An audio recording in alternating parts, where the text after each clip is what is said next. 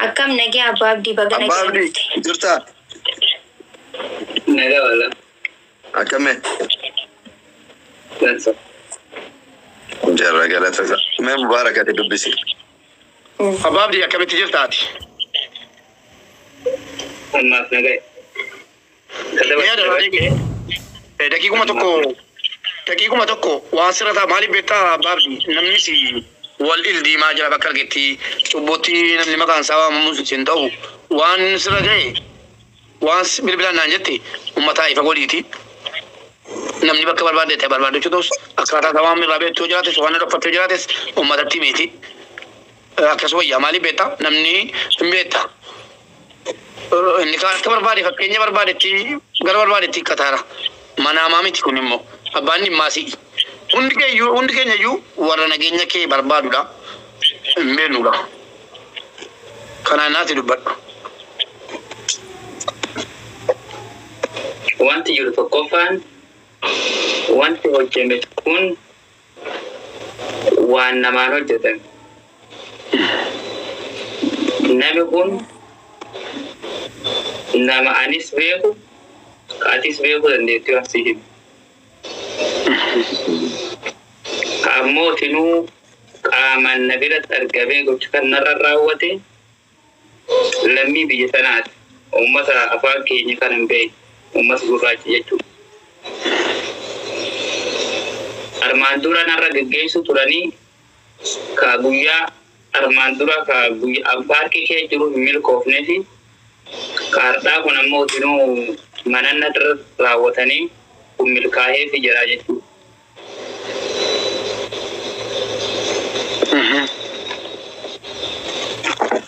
Garuu uummata waan kana narratti hojjete kan yoo amma maqaa isaanii eebalu jedhee as baase waan baddu dhalataa jedhee yaada. Saniifuu maqaa isaanii saaxilus hin barbaadu akka Oromoon wali buutullee hin barbaadu akka namni sun saaxilamee fuula dura kiyyaaf guyyaa lama keessatti akka duniyaa tanarra hin jiraanne hin beeka namsa maqaa isaa ho'a biyya tana kee jiraachuu dhiisa. Saniifuu maqaa isaa waamu biyya kana keessa jiraachuu dhiise siin jedhe. Biyya tokko keessa jirannatti warra biyya san jirutu waan kana sirra godha jechuudha. Namni sun biyyuma san kee jira. Nama biraatiin hariiroo walitti qabaatu malee kan jiru anuma wajjin. Nama biraa jechuun akkami? Mucoosii isaa godhanneessa. As biratti rakkoon isaanii maali sirraati? Fakkeenyaaf namni tokko sababa jira bar sababa kanaan naxamaduu danda'an jettee kayyaaddu sababa fakkeenyaaf maali? Kan akkatti lubbuu kan kee guyyaa yoo dubbatte maqaa isaanii lubbuun kee guyyaa lama keessa kan badu maali rakkoon isaanii maal sirraa barbaadan? Waan isaan narraa barbaadan hin beeku. Uummata akka waan kan narraa barbaadanii yakki kan kee kana waan kana nu goote waan kana nu jette wanni takka isaan ragaa qaban kan yakka qabu hin jirti. Nama Oromooti. Wayi abbaa abdii fakkeenya namni tokko yoo nama qabe waan ittiin nama sodaachisu fa'aa jira waan akkanaa gootis hin beesnu waan akkanaa hin godhini yookiin kana dura waan akkanaa maa gootis hin jedhan wanti jarri irraa of eeggannoo sii kennan hin jiraa? Jarri barroosoo qaamanne dhufanii Feemasotatu akkasitti hojjetaa jira jennaan dhiisi warra gaatti hin qabne hin dubbatin jedhetti edha jechuudha. Okay. Feemasota giseen TikTok irraan nufaadha haqabsiise akkasii. Anu giddi keessaa namni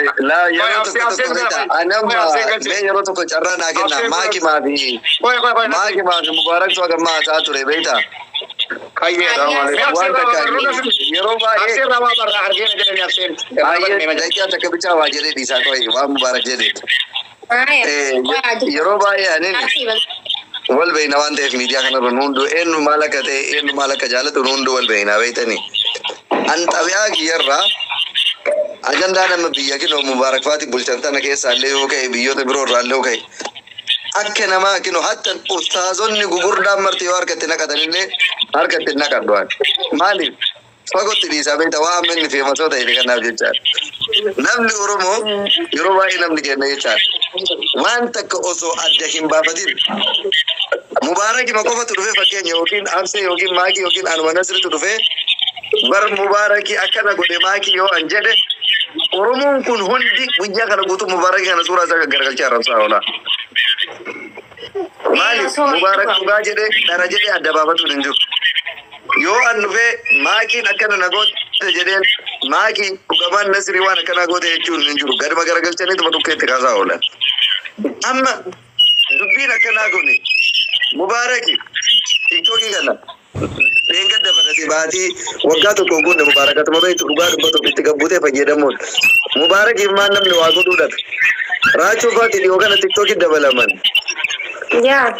Maaliif namni waa godhuu dhabe. Jalqaba irratti ijoollee Oromoo TikTokii kanarra baay'inaan turan keessa anaaf Maakii fa'i warra jalqaba itti makame jira. Mubaarak faatiin TikTok Facebook keessa yeroo dheeraa turanii kan itti as dhufan TikTokiin. Jara hoo namni waan irratti bitee waa godhuu dhabe. Oromoon ajandaa xixiqqoo waan tuffatamtu akkanaa kana yaada dheedhii akkanaa kana qabatanii sooshaal miidiyaa kanarra dhufuun iyyuu yoo ajandaa san qabatanii ittiin beekamuu barbaadan malee waan ajandaa ta'uu danda'u miti. Anillee qaba Mubaarak jedhe mucaa yoo nama dalagatu taate nama maallaqa qabu yoo taate tarii agar nama TikTokii kana dhufee geemii taphatu kanallee namni tokko beeyda haasida. TikTokiin kun birrii akka qabu abbaan abdii kun nama 5,000 laala. TikTokiin maallaqa qaba. Dhaqaatiin maallaqa isaa kana kan namni giiftii kennuuf doolaara harkaa fudhata jedhanii yoo namatti ergani warri gurraachi yookiin warri hattuu kunillee dhaqee harkaa fudhatu danda'a. Kaani namni waa'ee kanarraa dubbatu danda'u warra bakka Absee fa'aa warra biyya san jiraatu warra waa'ee biyya ofii beeku malee waa'ee Dubaay Mubaarak Kaayiroo taa'ee haasa'uu hin danda'u nutu beeka. Waa'ee Kaayiroo an Dubaay taa'ee dubbatu hin danda'u. Kanaaf warra achi jiru carraa kenna isaaf ammoo mucaan fidee haa dubbatu mucaan dhufee haa dubbatu waan irra ga'e. An kanuma dhagama kiyyaa.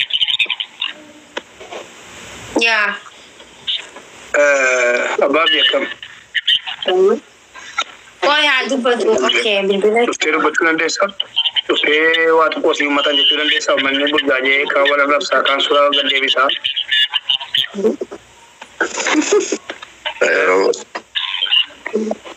Gastii godhuu hin dandeessu? Viidiyoo to'attee dhuga.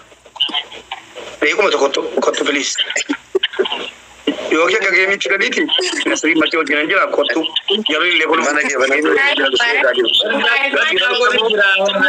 qofaa keessa hin jirre naan jaanjeessa.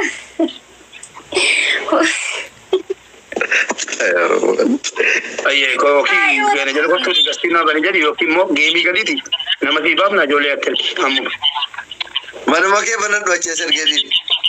Mana banadhu kalas mana banadhu achee sergeetiin jee Nasrii mana banadhu kottu. Akkuma banadhu kottu. Kottu. Ayyee kalas banatee dhufaa jira akkasitti Absee wannatti jettu jira magii ana qofa keessa hin jiru. Amma maal jennaree dhufu jira inni dhufu jira abbaan dhufu jira abbaa isaanitti magii kan jedhe. Nama biraa dhufe jedhe malee gasirratti barreerra jedhe cinqamaa jirra. Barreerra dhiisaa jedhe kun ijoolleen kijiboote nama 2,000 wayii jira dhagaa turanidha. Mubaarak ilaatillee waan namni abbaan barbaade dhufeetuma haasa'e nama responsibilitii hin qabne nama waan haasa'u irratti itti gaafatamummaan fudhanne dubbii isaa qabatee yoo uummata kennite taate rakkisa. Mootummaa waliin itti gaafatamummaa kan seenuu dandeessu. Kanaaf kennuu mana keessatti waan akkasii yoo dubbatu taate wanta kana beekaa uummata Abduliin hin beektaa Abdulla bira ture namoota hedduu bira ture ani haasofne irratti dhaabanii saafitti deemnu.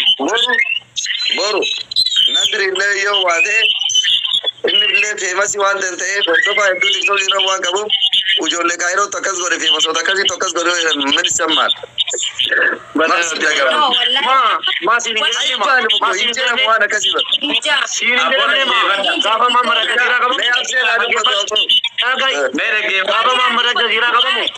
Bilbilanii Nasriini Mamara Jazira qabsiiseenaan callisteeraan jedhan inshallah wala fannisiisan unan laallatu dhimma kana jaratu walii hiriyaadha anaa miti kan itti siqu kan walii ibsus kan wal baasu jara namni jedhu taat waa meeqa jedhamama angaruu akkatti jala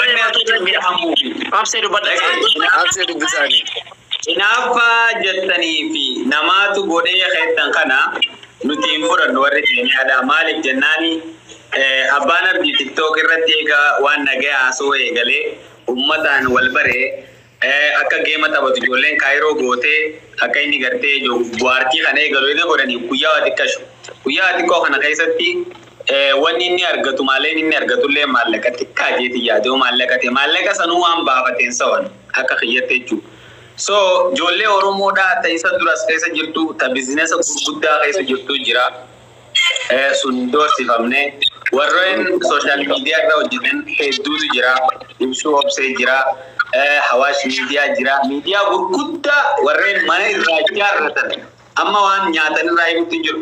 Ijoollee mana irraa ijaarrattee makiinaa bitattee makiinaa qaalii magaalaa kana keessaan deemu jirtu jira. Ijoolleen tun hin doorsifamne.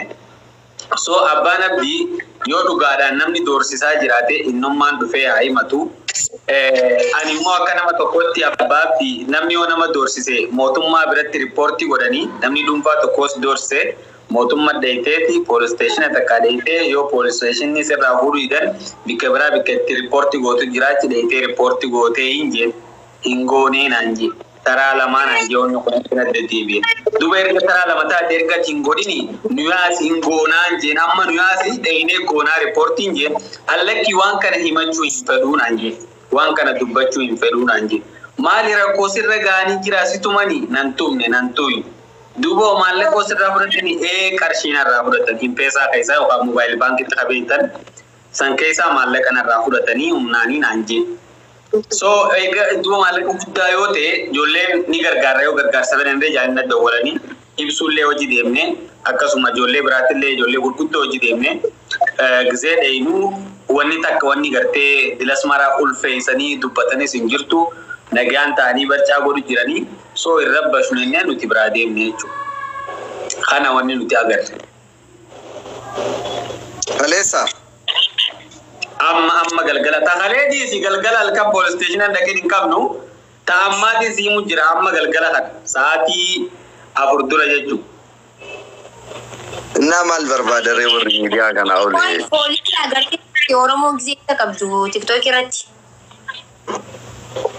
Wallahi alaalame agaru mubaarakillee dhaga'u ture poolis isteeshina dhaqee jaallee wallaallee maqaan uumanii maqaan isaa Abdurrashid Muhammad Nunjani ani immoo Abdurrashid Muhammadin poolis isteeshina dura guddaa hadin dhaqee eeriyaa nuti jiraannu jechuudha. Poolisoonni irra guddaan asirraa ba'anii hin jiru naan jennaan poolis isteeshina itti aanuun dhaqee hin jiru jaanii as gaffaa gisee dheeynu as jiraa naan jaanii namaa wajjin dhaqeelleedha namni sunillee ni jira. As jira ni beektaa maqaa abbaa abdiitii raajeen hin beekaa footoo itti agarsiisa. Footoo itti agarsiisnee naan kanaa Nunjanii.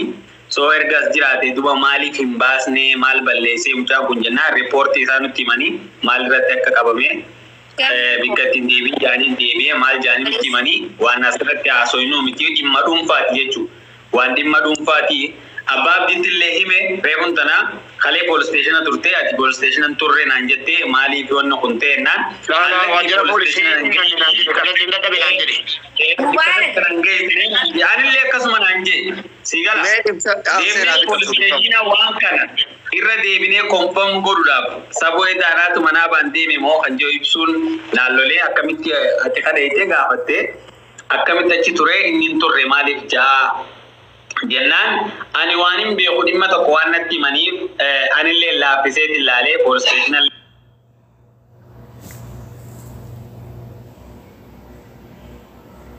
gaafachuu ni dandeenya jechuudha. Garuu kana hundarra inni ammaniin seena jee mubaarakitti wal dubbisanii jiraniimi. Haaseenee inni haa dubbatu abbarra qabee hundaa jaanii inni dubbatee inni dubbatu gaafiin an qabu Oromoo abbaa abdii dhufee jira abbaa abdii dhufee jirani afaan masaraa nageenya abbaa himakii. Oromoon gaafa deeman poolisa qabee kutee Oromoon rarraasee qabee abbaa biyyaa argatanii gisee rarraasee qabee barreessaa jiretti agarree poolisa rarraasee qabee deemu agartanii takkiit sana na deebisa jiretti ani nagarree beeytanii angeemii isaatti sin agarree ture viidiyoo waraabamee sin agarree saniifuu naa himaamee agartanii.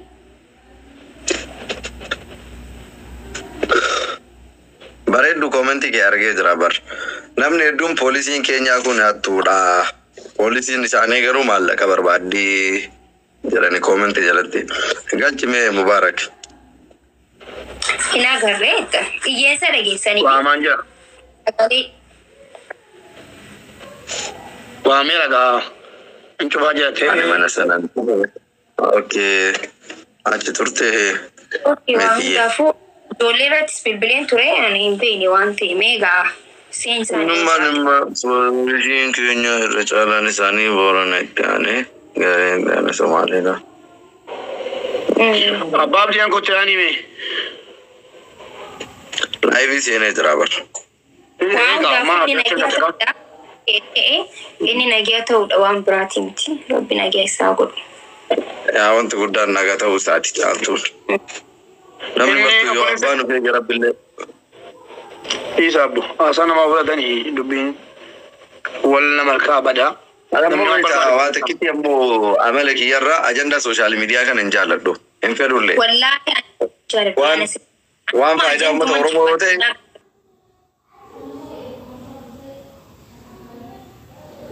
Yaa faayidaa uummataa waan qabu ta'e itti seenaa kanaan garuu fidanii abbaan barbaade waan barbaade miidiyaa kanarraa borcaa oliif dhaqanii waliin laaqatuun kan hirii takka illee hin qabu. Mucaa rabbi isaa haa eegu bakka jirutti inni illee of eeguu qaba. Baalleen of eega rabbi illee irratti nama eega. Yaa waan danda'ame. Yaa kanarraa fi ammoo. Jira qo'i jalaan qaba. Okay.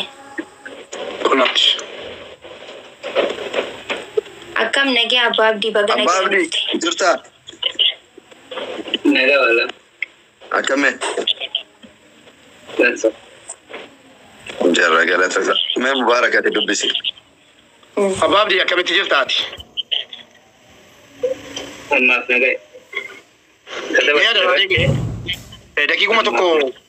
Daqiiquma tokko waan sirrataa maaliif beektaa abbaa abdii namni si wal ildiimaa jira bakka argetti cubbuutti namni maqaan isaa waamamu sin ta'u waan sirra ga'e waan bilbilaan naan jette uummataa ifa godhiiti. Namni bakka barbaade ta'e barbaadachuu ta'us akkaataa isaa waan irraa beektuu jiraates waan dhokfattee jiraates uummatatti miti. Akkasuma yaa maaliif beektaa namni hin beektaa. Inni kaan akka barbaade fakkeenya barbaadetti gara barbaadetti kataara. Mana hamaa miti kun immoo abbaan dhimmaasii. Hundi keenya iyyuu warra nageenya kee barbaadudha. Hin beeknudha. Kanaan naati dubbadhu. Wanti jiru tokkoffaan wanti hojjeme kun waan namaan hojjetame. Nami kun nama anis beeku kaatis beeku dandeettii waan si himu. Ammoo tinuu qaamaan na biratti argamee gocha kan narra raawwate lammii biyya sanaati. Uummata afaan keenya kan hin beekne uummata gurraacha jechuudha. Armaan dura narra geggeessu turanii ka guyyaa armaan dura ka guyyaa paarkii kee jiru hin milkoofnee fi kaardhaa kun ammoo tinuu mananna irra raawwatanii kun milkaa'ee fi jira jechuudha.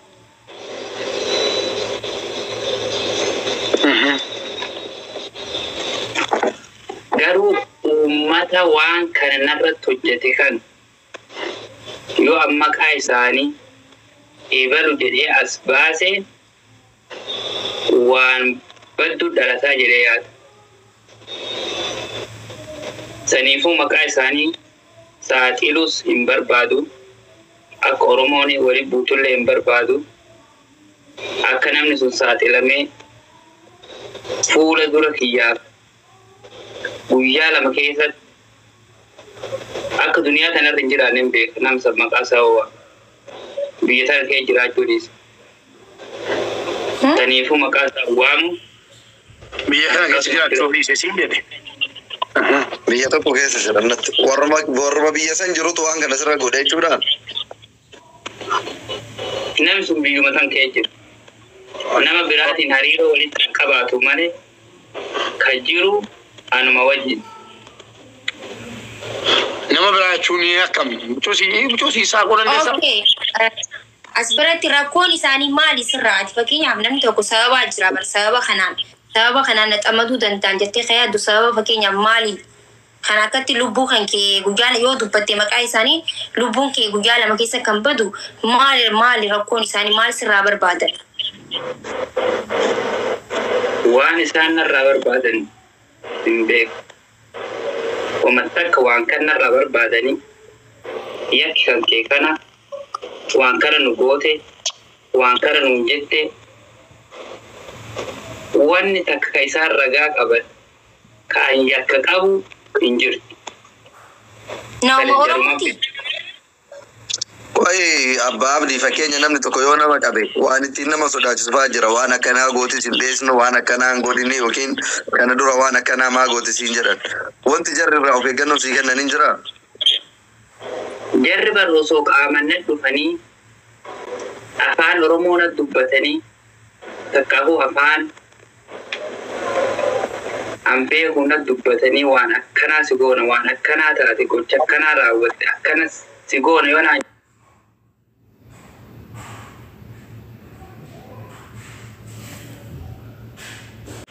garuu nama biraa nama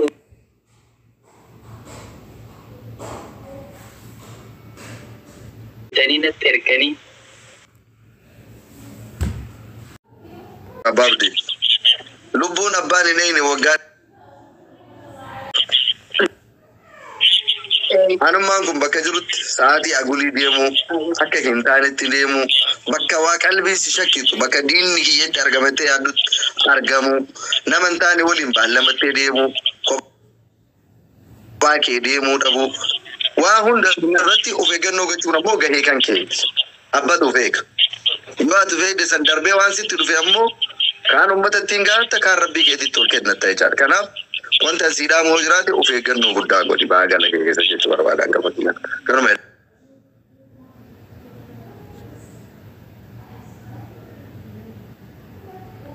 gara filanan qaban anjetti sanaani namoota eeyyamte gruppii jaarree achumatti haasofnee achumatti waan ta'u qabu goona shi yoo barbaadde taa'ii yoo barbaadde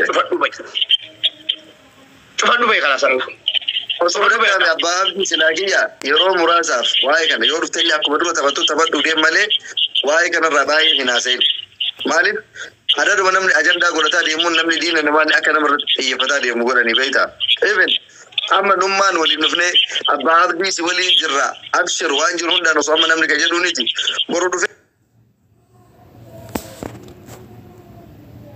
keessumaan haloo jedhanii dubbisanii waan garaan isaanii yaade waan qalbiin isaanii yaaddisanii bira dhaabatudha. Dirqama waan godhan hunda miidiyaa gubbaan lallabuun dirqamaa miti jechaadha. Innaa kanuma jedhaa waan dhuftee yaada kee kennatteef galatoomii isin wanti hojjette yoo jiraate jedhaatiin naa goolabnu ajandaa kana. Kalas. Kanuma. Rabbii si eegu bakka Rabbii si eegu miseenjara irratti akkasii walaa garraa jechuudha. Nasreen gurgurtaarte. Fakkaatee akka duraanii kan taphadhu koof. Messenjara si hine, telegiraamii hine. Yoo moon feene abbaa barbaadde kunna miti. Waan lafa kaa'atte. Kootu taphadhu geemii akkuma duraa sanitti kootu bakkuma jirtu haala mijeeffadhu taphadhu homaa rakkoon qabu waan jiru nullee si bira jirra.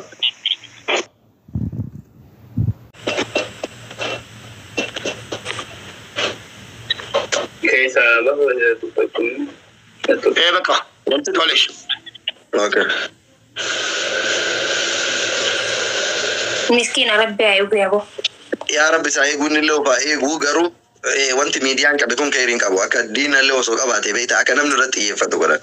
Biyya Afrikaa kana keessatti garee shiftaattu jira.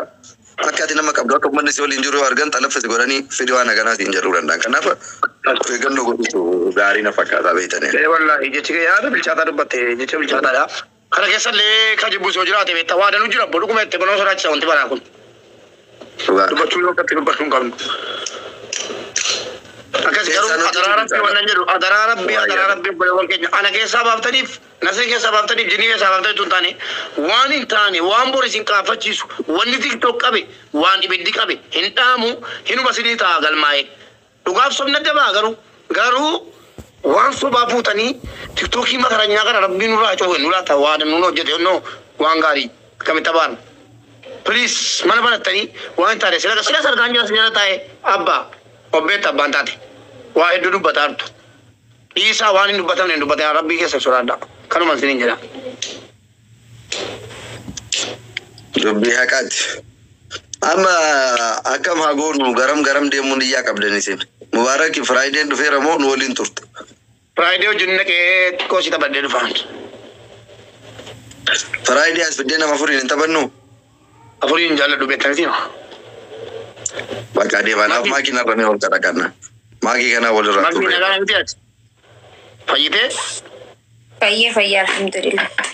ayya sala guya gari kabada ha kanu gran siaram alkan gari kabada simbral kan alkan gari mube kenya mangisti nagar la Yani guya rafa tani alkan kadan sa la kana jira bye kala singiri pati mudi tacho sira kabe ingilifa. shi magi